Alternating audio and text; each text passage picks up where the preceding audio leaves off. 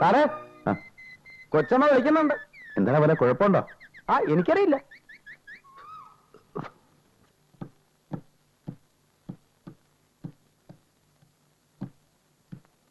അമ്മ എന്നെ വിളിച്ചു എന്ന് പറഞ്ഞു. വിളിച്ചു. എനിക്ക് നിന്നോടൊരു കാര്യം സംസാരിക്കാനുണ്ട്. എടാ, നീ പുറത്ത് പോയിക്കോ, ചെല്. അവൻ അവിടെ നിന്നോട്ടെ. അവൻ അറിയാൻ പാടില്ലാത്ത കാര്യമൊന്നുമല്ല.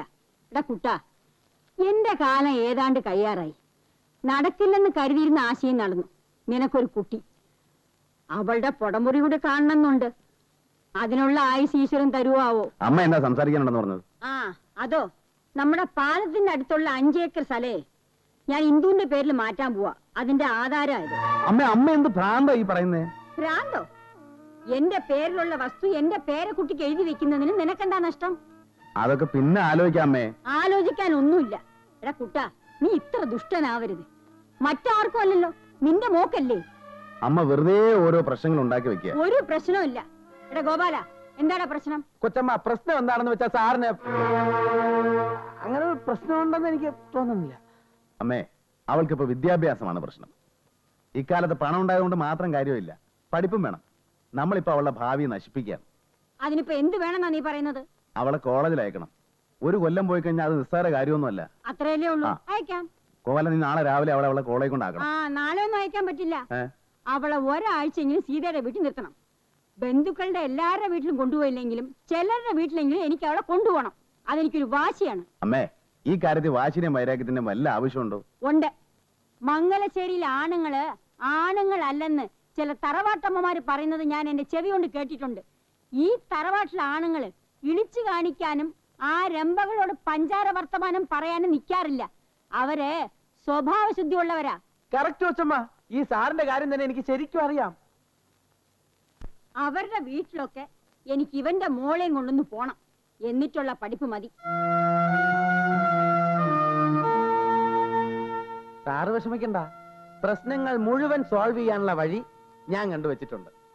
പിന്നെ ആ കുട്ടി ഒരു നിമിഷം ഇവിടെ നിൽക്കില്ല. ചിലപ്പോ ഈ ഭൂമുഖത്ത് തന്നെ ഉണ്ടാവില്ല. കൊടുത്ത കാശും മുതലാവും. എങ്ങനെ?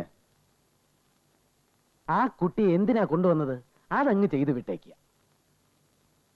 എങ്ങനെയുണ്ട് എന്റെ ഐഡിയ?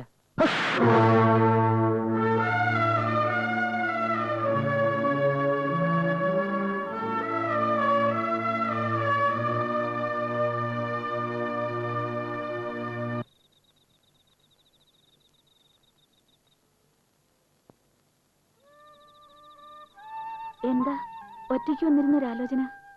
ഏയ്, ഞാൻ ഇന്ദുവിനെ കുറിച്ച് ആലോചിക്കായിരുന്നു. എനിക്കും ഏതു നേരവും അതേ ആലോചിക്കാനുള്ളൂ. ജീവിക്കുന്നു ഇപ്പോഴാണ് തോന്നുന്നത്. അപ്പൊ ഇത്രയും നാളോ? അതൊരു കഴിഞ്ഞുകൂടൽ മാത്രമായിരുന്നു. വെളുക്കുന്നു, ഇരുട്ടുന്നു, അത്ര തന്നെ. നേരം കൊല്ലാന്ന് പറയില്ലേ, അത് തന്നെ. ഇപ്പൊ എനിക്ക് ദിവസം തികയണില്ല. കുട്ടേട്ടന് അങ്ങനെ തോന്നുന്നുണ്ടോ? ഉണ്ടോന്ന്? നല്ല ചോദ്യം. ഇപ്പൊ എനിക്ക് വലിയൊരു നിരാശയുണ്ട്, ഒരു നഷ്ടബോധം. എന്തിന്? കൈക്കുഞ്ഞായിരിക്കുമ്പോഴേ എനിക്ക് കിട്ടണമായിരുന്നു. കഴിഞ്ഞ ജന്മത്തില് അത്ര പുണ്യം ചെയ്തിട്ടുണ്ടാവില്ല അല്ലേ? എങ്കിലും ഇപ്പോഴും ഞാനത് കുറെയൊക്കെ അനുഭവിക്കുന്നുണ്ട്. വലിയൊരു അമ്മയാണെന്ന നാട്യത്തില് കുളിപ്പിക്കും, തല തോർത്തി കൊടുക്കും, ഭംഗിയിൽ അണിയിച്ചൊരുക്കും, ചിലപ്പോ ശാസിക്കും. ഇന്നൊരു തല്ലും കൊടുത്തു. നൊന്ത് കാണില്ല. ആരാ കുട്ടേട്ടാ ഈ നായർ? ഏത് നായര്?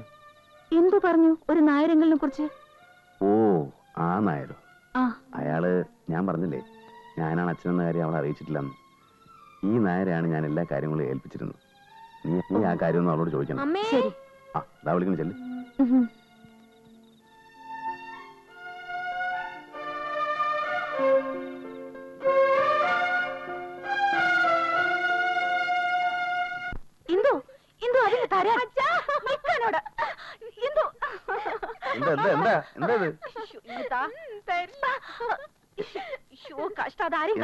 അച്ഛനെ മാത്രമേ കാട്ടൂ.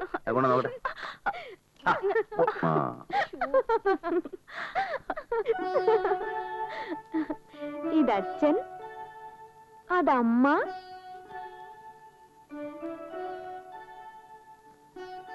താഴെ ഞാൻ. എങ്ങനെയുണ്ട്? അമ്മ വരച്ചതാ. അമ്മയും മോളും കൂടെ എന്നെ കുരങ്ങനാക്കിയല്ലോ. ഞാനല്ല, അമ്മയാ. ഇനി അച്ഛമ്മയെ കൂടി കാട്ടണം. എന്തോ ഈ കുട്ടിയെ കൊണ്ട് ഞാൻ തോറ്റു. അച്ഛമ്മയെ കാണിച്ചിട്ട് തരാം.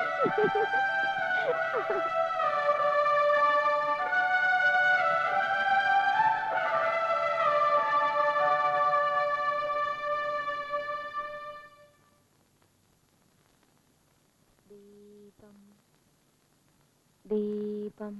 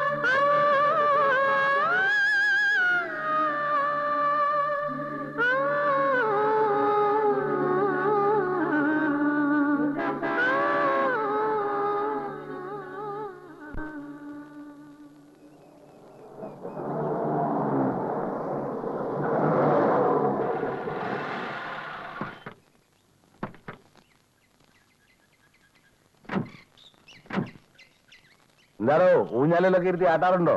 എവിടെ നമ്മുടെ മൈന? ഇവിടെ ഇല്ല. എവിടെ പോയി? എന്താ താനൊന്നും മിണ്ടാത്ത? ഞാൻ ആകപ്പാടെ ഒരു അബദ്ധത്തിൽപ്പെട്ടിരിക്കുക. ഒരു പ്രത്യേക സാഹചര്യത്തിൽ എന്റെ കുടുംബജീവിതം തകരാതിരിക്കാൻ വേണ്ടി, അമ്മയുടെയും വൈഫിന്റെ അച്ഛന്റെയും മുമ്പിൽ മോശക്കാരനായിരിക്കാൻ വേണ്ടി ഞാനൊരു നുണ പറഞ്ഞു. ഇന്ദുവിന്റെ മകളാണെന്ന്. മകളോ? അതെ, കള്ളം പറഞ്ഞാണെങ്കിലും സത്യത്തിൽ ഇപ്പൊ അവളെന്റെ മകള് തന്നെയാ. വേല കയ്യിലിരിക്കട്ടെ ആശാനെ, പുത്രവാത്സല്യേ. അങ്കിൾ, ഞാൻ വളരെ സീരിയസ് ആയിട്ടാണ് സംസാരിക്കുന്നത്. ഒടിയന്റെ അടുത്ത് വേണോ ശിഷ്യ മായം? മോളാണെന്നും പറഞ്ഞ് സ്ഥിരമായിട്ട് അങ്ങ് കൊണ്ടെടുക്കാനാ പ്ലാനല്ലേ? അങ്കിൾ, ഈ രീതിയിൽ എന്നോട് സംസാരിക്കരുത്, അതെനിക്കിഷ്ടമല്ല. അമ്മയായാലും മോളായാലും കൊള്ളാം, അവളെ എനിക്കിപ്പോ കൊണ്ടുപോകണം. പ്ലീസ്, ഞാൻ പറയുന്നൊന്ന് കേൾക്കും. അവളെ ഇപ്പൊ വിട്ടുതരാൻ ബുദ്ധിമുട്ടാണ്. അത് ശരി, അത് കൊള്ളാമല്ലോ. കളി കളയണം മിസ്റ്റർ. ഞാൻ കളിയല്ല പറയുന്നത്. ഇതിന്റെ പേര് പോക്കൃത്തരമെന്ന് പറയും. ഞാനും കാശ് തന്നെയാണോ കൊടുത്തത്? ആ കാശ് ഞാൻ തരാം.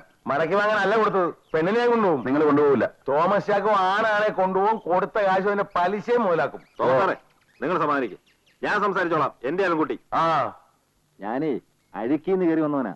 മാന്യന്മാരോട് മാന്യതയും ചെറ്റകളോട് ചെറ്റത്തരവും കാണിക്കാൻ എനിക്കറിയാം. എന്ന് വെച്ചാ തന്റെ മുമ്പിൽ തലയുറഞ്ഞു നിൽക്കാനും തന്റെ ഒപ്പത്തിന് നിൽക്കാനും വേണ്ടി വന്നാൽ തന്റെ തലയ്ക്ക് ചവിട്ടാനും അറിയാവുന്ന അർത്ഥം. മനസ്സിലായോ? പക്ഷേ ചവിട്ടുകൊള്ളാൻ ഞാൻ തലനീട്ടി തരികയും കൂടെ വേണമല്ലോ. അവൾക്ക് വേണ്ടി നിങ്ങൾ ചെലവാക്കിയ പണം ഞാൻ തരാം. ദയവ് ചെയ്ത് അവളെ എനിക്ക് വിട്ടുതരും. ഞാൻ പുണ്യം നേടാനല്ല പണം ചെലവാക്കുന്നത്. അവൾക്ക് വേണ്ടി 25,000 രൂപ ഞാൻ ചെലവാക്കിയിട്ടുണ്ടെങ്കിൽ അവളെ കൊണ്ട് 25 ലക്ഷം രൂപ ഉണ്ടാക്കാൻ എനിക്കറിയാം. അത് ഞാൻ തരുമോ? 1 ലക്ഷം രൂപ ഞാൻ തരാം. ആ വേണ്ട, എനിക്ക് അവളെ കിട്ടിയാൽ മതി. മര്യാദയ്ക്ക് അവളെ ഇറക്കി വിടുന്നുണ്ടോ അതോ?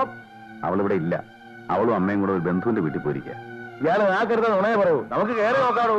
അങ്കിൾ, അങ്കിൾ വെള്ളം ഉണ്ടാക്കരുത്. മാന്യമായിട്ട് നിൽക്കുന്ന ഒരു വീടാണ്. അങ്കിൾ, ഞാൻ പറയുന്നത് മനസ്സിലാക്കാം. അങ്കിൾ പ്ലീസ്, അങ്കിൾ പ്ലീസ്, ഞാൻ പറയുന്നത് കേൾക്കുന്നത്. തന്നോട് നിൽക്കാൻ ബുദ്ധി പറഞ്ഞ